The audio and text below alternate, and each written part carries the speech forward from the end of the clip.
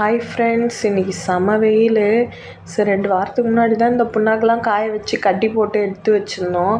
சரி திரும்பவும் காய வைக்கலான்னா காய வச்சோம். அது பார்த்தா செம வண்டு. எங்கேருந்து தான் வருதுன்னே தெரிலிங்க ஃப்ரெண்ட்ஸ், இவ்வளோ வண்டு.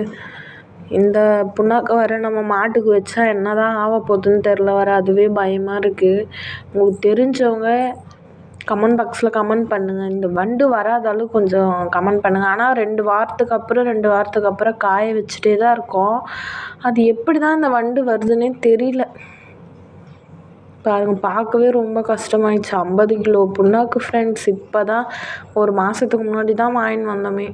சரி கொஞ்சம் கொஞ்சமாக மாட்டுக்கு ஊற வச்சு வைக்கலாம், அது நல்லதுன்னு சொன்னாங்க.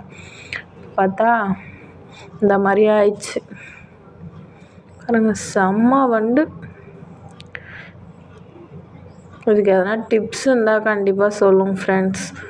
ஆனால் இந்த வெயிலில் இதெல்லாம் செத்துரும். இருந்தாலும் அது உள்ளே இருக்கும்ல, அது என்ன ஆகும்னு தெரியல. ஒன்று இருந்தால் கூட நிறைய